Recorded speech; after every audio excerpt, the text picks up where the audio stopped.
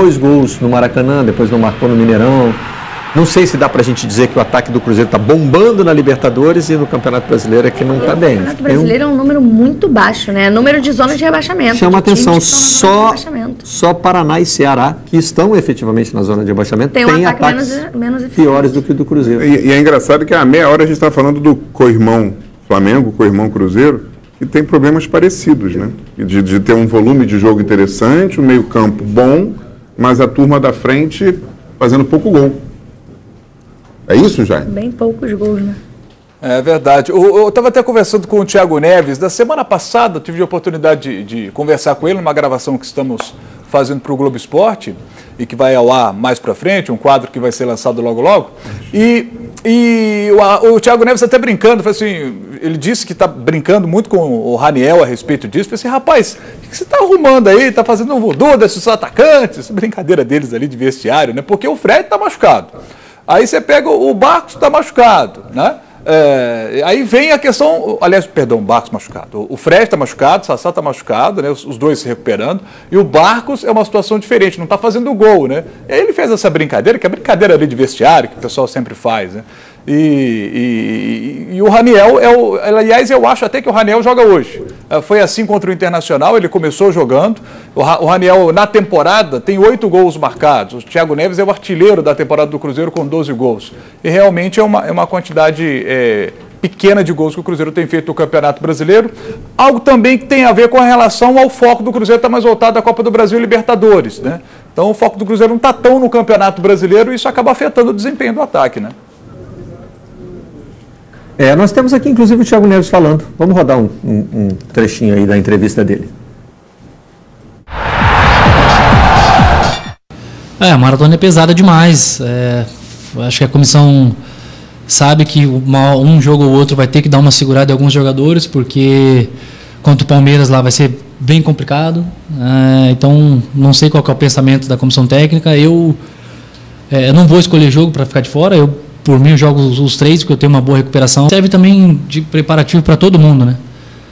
Porque todo mundo tem que estar pronto, independente se for jogar o Campeonato Brasileiro, se for jogar Libertadores, Copa do Brasil. Agora volta as decisões, os jogos complicados, mas está todo mundo já sabendo que a gente não tem tempo de virar a chavinha para uma competição e ficar um pouco mais tranquilo na outra. Agora tem que estar o tempo inteiro focado, porque mesmo no Campeonato Brasileiro a gente precisa tá atento e subir ainda mais na tabela, porque o Cruzeiro não pode estar na posição que está. Thiago Neves quer jogar, né? E nós fizemos aqui o mesmo levantamento. Legal que ele falou, a propósito que você falou antes, não dá tempo de virar chavinha. Não dá nem tempo, vamos embora. Não tem chavinha, vamos jogar todo jogo e acabou. Ele quer estar em campo. O Cruzeiro está com um aproveitamento geral nessa temporada de 62%. Esse aproveitamento cai bastante sem o Dedé e cai um pouco sem o Arrascaeta. É impressionante o impacto que o Dedé já causou nesse time do Cruzeiro, na sua emocionante volta aos gramados, né? O caso do Dedé é de comover quem não torce para o Cruzeiro e o torcedor do Cruzeiro, então, especialmente, né? Aliás, não dá para falar de forma genérica, mas tem torcedor do Cruzeiro que hoje deve estar arrependido das postagens que fez em rede social, dizendo que era para mandar embora, que o jogador está aposentado, que o Cruzeiro está perdendo dinheiro, que não é caridade, enfim. E o mais interessante, né, dessa história, por isso talvez tão emocionante do Dedé, é que mesmo depois de tantas lesões, que já se duvidava da capacidade dele de manter uma sequência na carreira por conta delas, ele volta em pouco tempo no alto nível que, pelo menos, não esperava que acontecesse tão rápido, né? Ainda mais para a posição que a posição de zagueiro exige entrosamento, exige ritmo. Não é uma posição que você pega o ritmo mais rápido, né? Qualquer falha, qualquer erro de posicionamento, muitas vezes é fatal para o time tomar um gol. E ele rapidamente retomou o alto nível que se espera de um jogador da qualidade dele. Então, isso é muito interessante. E o adversário do Cruzeiro vem de um confronto com o time da parte de cima da tabela, de um dos times mais, né? A gente tem hoje, não sei se dá para falar de uma elite dentro da temporada, né? Os times que estão desempenhando, porque mistura um pouco, o São Paulo está na liderança do Campeonato Brasileiro, não está em outros campeonatos, mas né? A gente tem times hoje que estão ali nas primeiras posições do Campeonato Brasileiro, alguns um pouquinho mais para trás, como é o caso do próprio Cruzeiro, mas que também estão envolvidos nas grandes competições. O Botafogo vai enfrentar o Grêmio e voltou Segundo um jogador importante do elenco, o Joel Carli, o Botafogo voltou envergonhado. A cobrança depois do jogo do Grêmio foi muito forte internamente. A gente sentiu vergonha de nossa atuação lá em Porto Alegre e conversamos muito. Tuvo uma cobrança forte interna e agora já estamos enfocados em lo que vai ser o jogo com Cruzeiro. Mas será que é só a concentração que resolve o problema? O Botafogo tem problemas mais sérios do que isso, né? Tem limitações de elenco. Sim, mas eu acho que essa postura eu acho saudável, porque a gente sabe muitas vezes que acontece isso e o elenco, não, o que aconteceu foi um desastre, nossa, realmente não acontecerá mais. Não, os caras, está tudo errado, né? Então, é vergonhosa a atuação e tal, e pega uma pedreiraça agora, né? Que tabela dessa semana para o Botafogo, né? Num momento em que o clube se aproximou perigosamente da zona do rebaixamento, né? Não dá para falar só em concentração no jogo contra o Grêmio. Eu acho que o Carli fez muito bem de usar o termo vergonha, porque acho que é o que o torcedor espera que o jogador do Botafogo sinta perdendo de 4-0 uma partida. Mas muitas vezes em lances, como acontece num jogo como foi o Botafogo contra o Grêmio, logo uma falha, 2 falhas ali em pouco tempo, que você toma 2 gols e faz um pênalti e toma gol de uma maneira muito rápida, quando você está tentando, né, contra um adversário que tem muito mais qualidade que você, isso pesa muito na sequência da partida. Acho que teve uma perda de concentração ali no início, mas que depois virou uma atuação desastrosa. Mas talvez um pouquinho mais de concentração naquele início pudesse ter sido um jogo um pouco diferente do que foi no final das contas. Ô Jaime, o Atlético perde um jogador que chegou há pouco tempo e que também já causou bastante impacto, né? É a primeira vez que o Ceará desfalca o time por causa de uma convocação da seleção colombiana. Exatamente. E aí fica a dúvida, porque o Thiago Largue não diz quem é que vai entrar no lugar dele.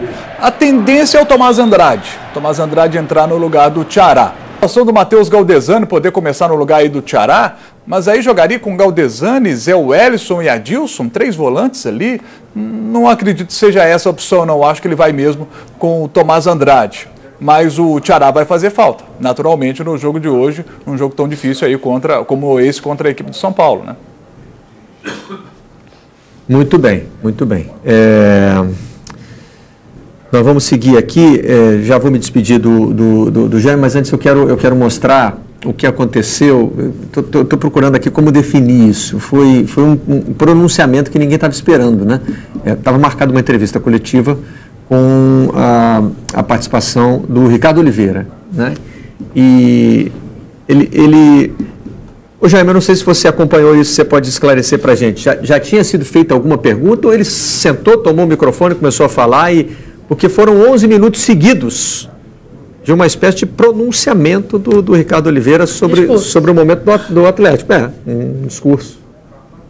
Eu confesso para você que eu já vi o material editado, então eu não sei te responder se houve a pergunta anterior ou não. Mas foram 11 minutos de resposta, né? 11 minutos de resposta do Ricardo Oliveira falando das dificuldades que teve na infância, quando morava ali próximo ao Carandiru, naquela tragédia de 1992, 111 detentos mortos, um presídio famoso no nosso país. E o Ricardo Oliveira morava ali próximo, né? E ele levava panela vazia lá, uma enorme panela vazia, que era enchida ali pelos agentes penitenciários com restos de comida dos presos, né?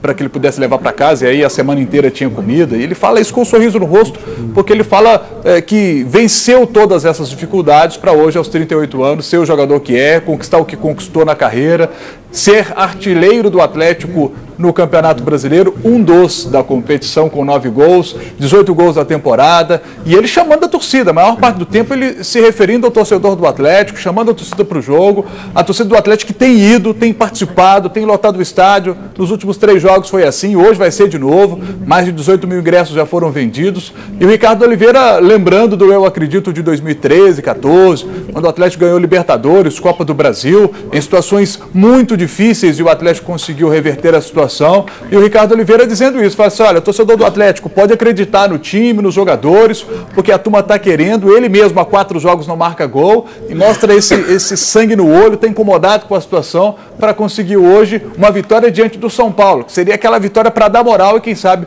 conseguir uma arrancada aí no Campeonato Brasileiro, uma grande sequência de vitórias, como conseguiu, por exemplo, o Internacional, né? Emendou 5 vitórias seguidas e deu aquele salto lá na tabela.